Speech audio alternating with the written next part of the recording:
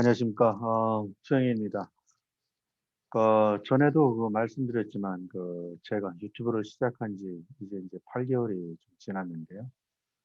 기본적으로 제가 유튜브에 올린 내용들에 대한 호응도가 그렇게 높지 않은 것이 사실입니다. 그래서 좀 많은 고민을 했는데요. 제가 당초 유튜브를 개설했던 목적이 주린이 여러분들에게 투자에 관한 통찰력을 제공하기 위함이었는데, 이런 부분들이 현실적으로 조금 괴리도가 있는 게 아닌가 이런 생각을 좀 해보고 있고요. 또 한 가지는 이제 제가 블로그에 20대 청춘을 위한 ETF 투자 가이드라는 섹션을 마련해서 운영을 하고 있는데, 실질적으로 블로그 상에서는 구체적으로 ETF 상품에 대해서 말씀을 드렸는데, 블로그에서는 실전적으로 활용할 수 있는 ETF에 대해서 말씀드린 적이 없는 것 같습니다. 그래서 이런 두 가지 부분들을 고민하다가 오늘부터 좀 더 여러분들에게 현실감이 있는 이러한 내용을 중심으로 해서 유튜브를 할까 합니다. 그래서 이런 측면에서 오늘은 첫 번째 시간으로 새롭게 출시되는 ETF, 이 ETF에 대한 적절한 ETF 선정 기준, 그리고 어떤 상품들이 있는지에 대해서 소개해 볼까 합니다. 현재 5월 달만 놓고 보면 기본적으로 새롭게 출시된 ETF가 미국 시장에 한해서입니다. 약 한 30개 정도가 출시가 됐는데, 이 30개 중에서 기본적으로 대체적인 상품들의 특징을 보면, 기본적으로 뭐 가상화폐라든가 아니면은 페테일 리스크라든가 아니면 호모, 새로운 투자 전략들이 다수 소개가 되고 있습니다. 그런데 여러분들도 그렇고 저도 뭐 마찬가지지만 이제 새롭게 이렇게 출시된 상품들을 보면 과연 어떻게 이런 종목들을 선정을 해야 되는지, 그리고 지금 들어가도 되는지 이런 부분들에 대해서 많은 고민을 할 것이고요.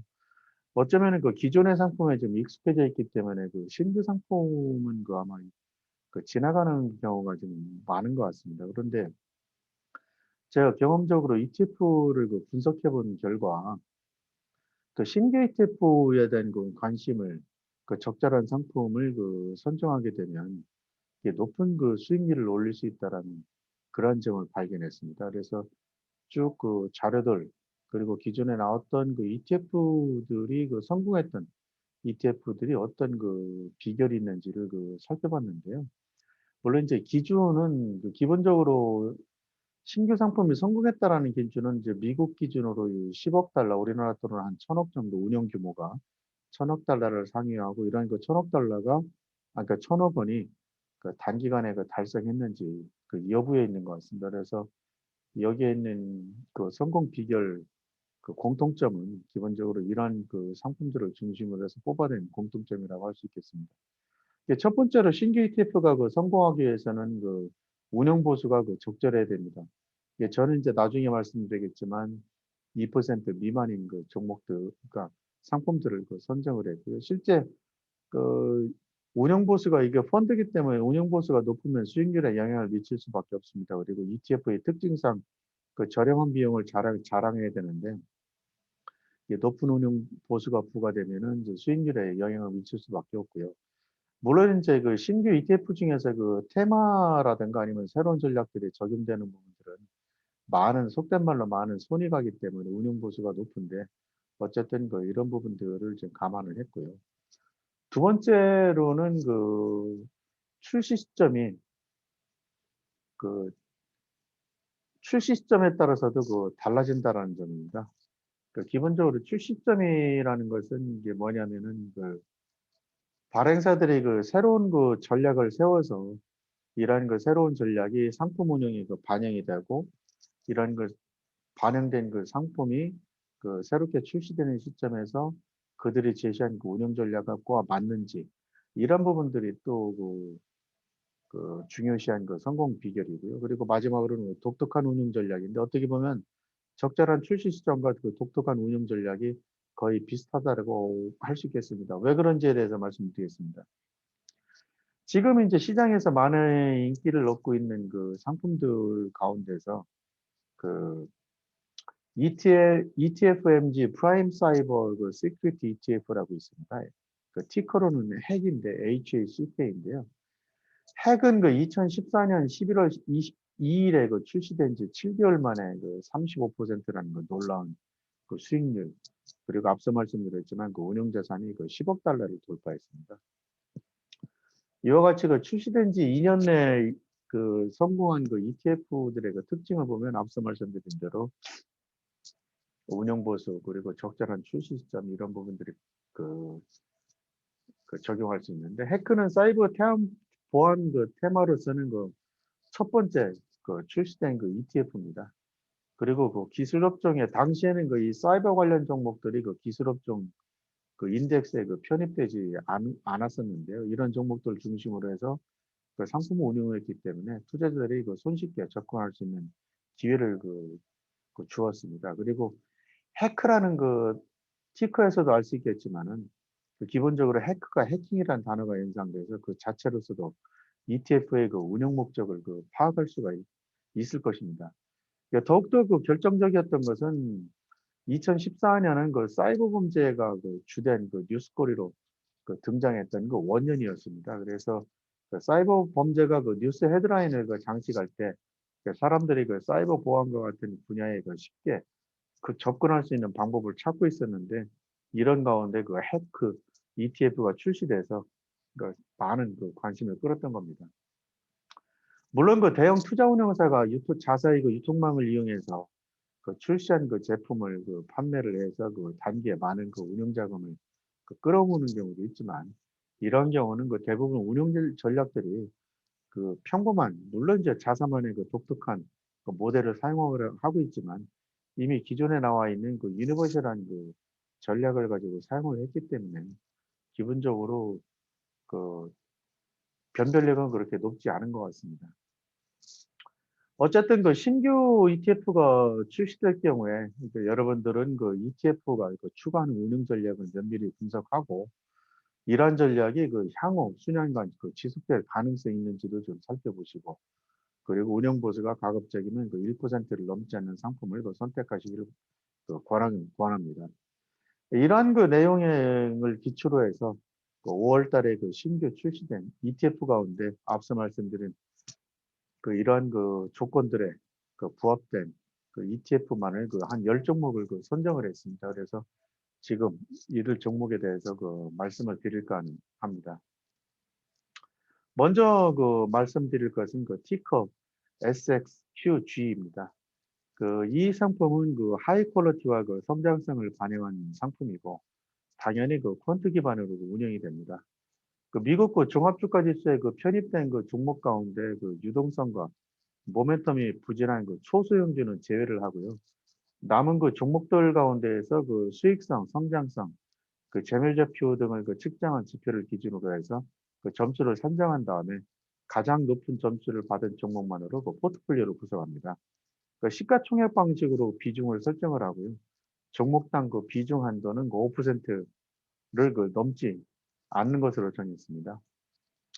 평균 그 호가 스프레드는 0.04입니다. 그래서 스파이의 그 0.01과 그 차이가 없다는 점에서 그 트레이딩하는데 별다른 문제점은 그 발견되지 않을 것으로 보이고요.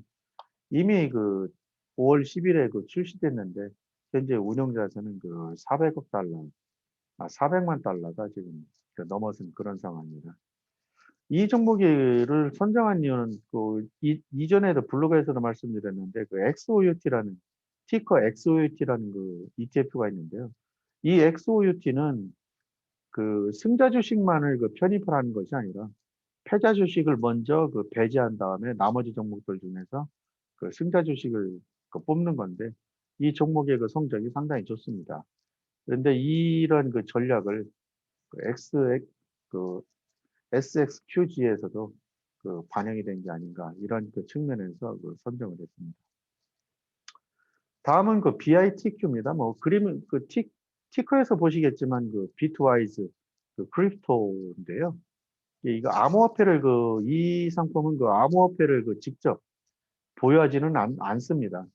신흥시장을 포함한 그 전 세계적으로 가상화폐, 암호화폐 관련된 그 기업 30개로 구성된 그 인덱스를 그 추종하는 그런 상품입니다. 그러니까 편입 대상은 그 두 단계로 분류가 되는데요. 1단계 주식에는 그 암호자산으로부터 직접 발생한 그 매출 비중이 75%를 상회하는 그 소위 그 크립토 인노베이터라고 그 불리는 기업들을 그 편입을 합니다. 그러니까 분류를 합니다. 그리고 2단계 주식들은 그 최소한 암호화 경제에 초점을 맞춘 그 하나의 사업 부문으로부터 그 다각화하려는 그 대형주들로 그 구성됩니다.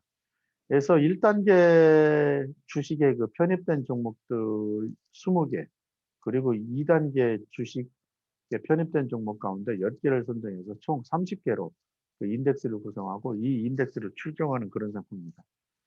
또한 그 1단계 그 주식에 대해서는 그 시가총액 방식을, 그리고 2단계 주식에 대해서는 동일 가중 방식으로 비중을 설정해서 그 포트폴리오를 설정을 하고요. 매 분기별로 그 리밸런싱을 실시합니다. 5월 11일 날 그 출시를 했는데 출시 이후에 그 3.64%의 수익률을 기록하고 있습니다. 대체적으로 그 암호화폐가 물론 이제 최근에 그 반등을 하긴 했는데 전반적으로 그 부진한 상황에서 이러한 그 수익률을 거뒀다는 점에서 그 의미 있는 그 상품이 아닌가 이렇게 생각을 합니다. 다음은 그 SVOL인데요. 이 종목은 이 그 상품은 S&P 500 그 빅스 단기 선물에 대한 그 공매도를 통해서 인컴을 추구하는 그 액티브 운용 상품입니다. 그 S&P 500 그 빅스 단기 선물 지수 성과의 그 마이너스 0.2배, 그 마이너스 0.3배의 그 일별 투자 성과를 그 추구하는 것을 목표로 하고 있습니다. 이 부분에서도 알 수 있겠지만 그 빅스와 다르게 움직일 때 그 성과를 얻는 그런 그 상품이 되겠습니다. 이런 그 투자 목적을 달성하기 위해서 그 빅스 선물에 대한 그 선물 계약, 그리고 콜옵션, 풋옵션 등을 매수하거나 매도하는 전략을 취하고요. 단기 상품과 그 시간 가치, 그 소멸을 통해서 그 월별 인컴을 얻으려 하고 있습니다. 또한 그 빅스와 그 다른 움직임을 그 방어하기 위해서 빅스 그 콜옵션을 사용하게 됩니다. 이게 포지션을 그 일별로 재설정하고요. 복리효과로 인해서 그 SVO를 그 하루 이상 그 보유하려는 그 투자자들은 인덱스와 그 다른 수익률을 또 경험할 수 있다는 점에 유의를 해야 됩니다. 그 변동성이 증가하면 그 성과 차이는 현저하게 그 달라질 수 있다는 점도 그 생각을 하셔야 될 것 같고요. 그리고 출시 이후에 현재 4.31%로 상당히 그 높은 그 수익률을 보였습니다. 그 스파이 2.8% 대비 2배나 높은 수익률인데요. 그 변동성과 관련된 상품과 비교할 때 그 호가 스프레드 0.35%는 합리적인 수준이라고 그 생각이 됩니다. 그 오늘 그 페드의 그 FMC 그 결과에서도 나왔지만 향후 가장 시장에 영향을 미칠 부분들은 그 인플레이션 그 쇼크일 텐데요. 이런 그 인플레이션 쇼크로 인해서 그 변동성이 그 증가하게 될 텐데 이러한 그 변동성 그 증가에 대해서 그 방어해 줄 수 있는 그 상품으로서 그 적합하지 않나 이런 생각을 해보고 있습니다. 다음으로는 그 QQQA입니다. 뭐 티커에서 보시겠지만 그 나스닥 100 지수를 그 기준으로 한 상품입니다. 나스닥 100 인덱스 기존에 뭐 나스닥 100 인덱스에 관련된 그 상품이 많이 나왔는데 이 상품이 그 부각되는 이유는 제가 그 말씀드린 이유는 다음과 같습니다.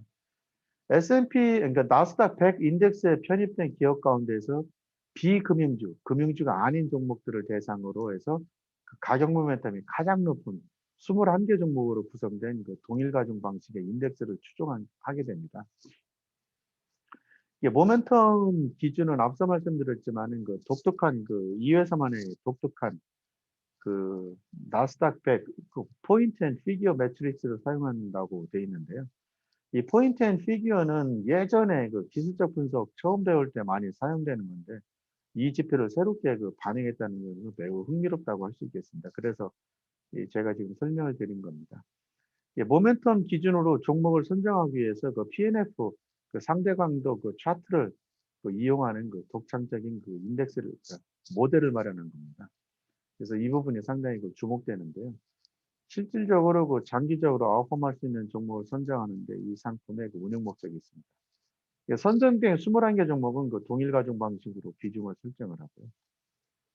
평균 호가 스프레드는 0.006으로 매우 양호합니다.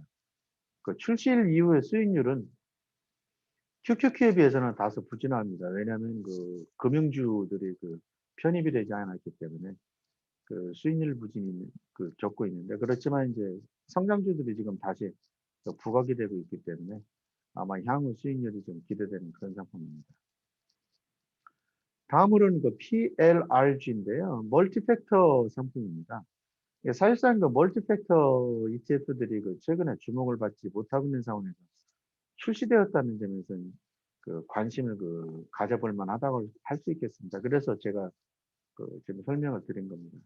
여기서 얘기하는 멀티팩터는 밸류, 퀄리티, 모멘텀, 변동성 등으로 나눠질 수 있는데, 이 네 가지 팩터에 사용되는 각각의 기준들이 기존에 나와 있는 것들과는 좀 다릅니다.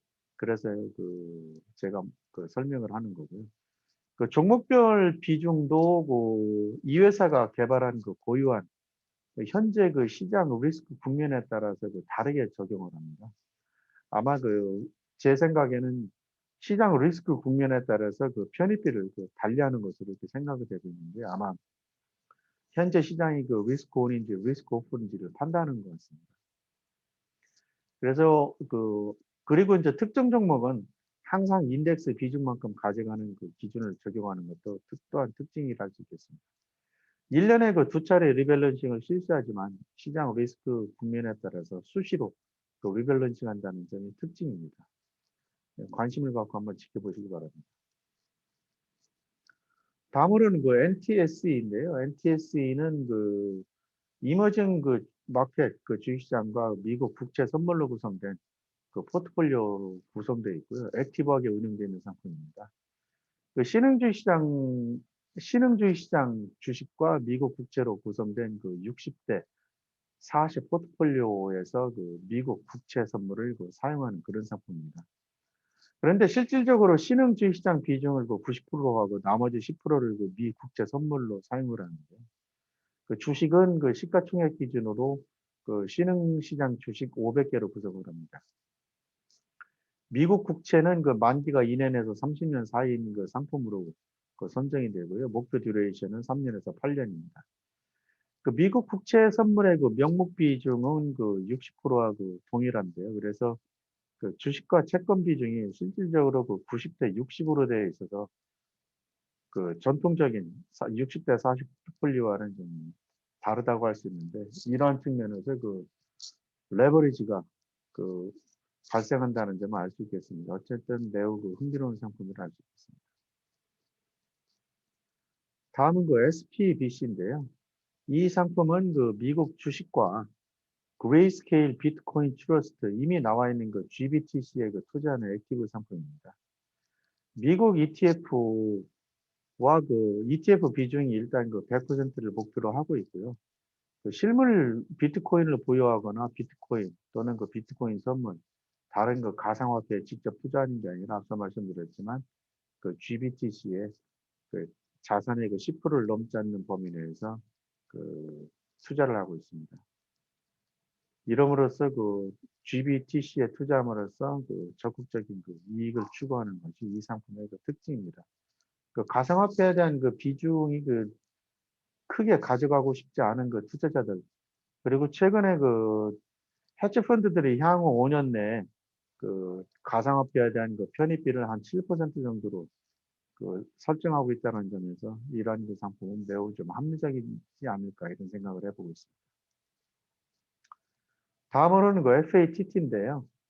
제가 앞서도 말씀드렸지만 향후에 가장 큰 리스크는 아마 푯테일 리스크는 금리 리스크가 될 것 같은데, 이러한 금리 리스크에 대비해서 이 상품도 매우 관심을 가져볼 만하다고 할 수 있겠습니다. FATT에서 이름에서도 알 수 있겠지만 푯테일 리스크의 직면에서도 장기적인 시세 차익과 포트폴리오 보전, 다시 원금 보전에 목적을 두고 있는 그런 상품입니다. 푯테일 리스크는 한 가지 자산이나 또는 이런 자산들로 구성된 포트폴리오 현재 가격이 표준 편차 3 범위를 벗어나는 이런 그 금융 관련 리스크를 의미합니다. 그 현금이나 그 미국 국채, 미국 주식, ETP, ETF 등으로 구성된 상품들이죠. 그리고 파생 상품들을 이용해서 그 리스크에 대비합니다. 여기서 말씀드린 그 ETP에는 그 변동성 ETF, 인버스 변동성 ETF, 금 관련 ETF, 종합지수를 추종하는 그 레버리지 및 그 인버스 상품, 그리고 국채 등이 포함이 되고요. 그러니까 당연히 그 종합주가지수 그 추종 전략, 트렌드 팔로잉 전략을 하고 있고, 그 리버스 트렌드 팔로잉 그 전략도 사용을 하고 있고, 자산감 분석 등 여러 가지 복수 모델을 사용합니다. 매월 그리고 콜 옵션을 편입하는데, 이는 미국 시장이 하락할 경우에 대비한 해지 전략이라고 할 수 있겠습니다. 액티브하게 운영이 되고 있기 때문에 회전율도 높고 운용 부수도 약간 높은 편입니다. 1.15입니다. 그래서 앞서 제가 1%를 하회하는 이런 상품들만을 편입한다고 했는데, 상품 구조가 워낙 특이해서 1.15%라 하더라도 충분한 관심을 가져볼 만한 가치가 있다고 생각을 해서 지금 설명을 드렸습니다. 다음으로는 이와 비슷한 상품의 유형인데 포모입니다. 다 아시겠지만 상승 대열에서 이탈하지 않을까 하는 두려움에서 만든 용어가 포모인데요. 포모는 현재 리테일 및 개인 투자자들이 선호하는 영역에 투자하는 그런 상품입니다. 아마 이미 나와 있는 상품도 있습니다. 어쨌든 당시의 추세 변화에 따라서 비중도 변하는 것을 의미하는데요. 이를 위해서 각기 다른 자산들의 추세를 측정하는 이 회사 고유의 모델을 사용합니다. 편입 대상으로는 미국 소형주, 신흥시장 기업, 스펙, 픽스드 인컴 ETF, 변동성 인버스 변동성 ETP, 레버리지 및 인버스 ETP 등이 포함이 됩니다. 같은 회사, 페트와 같은 회사에서 발행을 했기 때문에 종합주가지수, 추종 전략, 역추종 전략, 자산감 분석 등 이 회사가 만든 고유의 복수 모델들을 사용합니다. 시세 차익을 노린 액티브 운용 상품이기 때문에 회전율도 높습니다. 주식에 대한 공매도 전략도 사용합니다. 최근 시장 흐름에서 예상했듯이 출시일 이후에 수익률이 5.23% 매우 높습니다. 스파이 대비해서 거의 3배나 높은 수준인데요. 제가 이 상품들을 보면서 자산 비중을 어떻게 가져가느냐에 따라 달라지겠지만 패트와 포머를 적절하게 자산에 편입을 하면 시장 수익률을 올리는데 충분한 개연성이 높다고 생각을 합니다. 따라서 이 두 종목에 한번 관심을 가져보시기 바랍니다. 이상과 같이 제가 상품들을 말씀을 드렸는데요. 기본적으로 신규 상품들을 주목할 부분들은 호가 스프레드는 앞서 말씀드렸지만 제가 충분히 높지 않은 상품들을 소개를 했기 때문에 이렇게 별로 걱정은 안 되는데, 유동성이 좀 거래량 측면에서 좀 다소 우려되는 측면도 있기 때문에 이러한 면들을 조심해서 유익 있게 관심을 가져보면서 이 상품 유형에 따라서 자신의 투자 포트폴리오의 목적에 맞게 적용하는 이런 투자 전략을 가져가시는 것도 괜찮아 보입니다. 그리고 앞서 말씀드렸지만 신규 상품들이 갖고 있는 독특한 매력이 있기 때문에 기존의 상품보다는 신선함이 있습니다. 그렇기 때문에 상품 초기에 수익률이 다른 상품에 비해서 높은 것이 특징인데요. 이런 부분들도 한번 감안을 하셔서 이들 상품에 접근해 보시기 바랍니다. 감사합니다.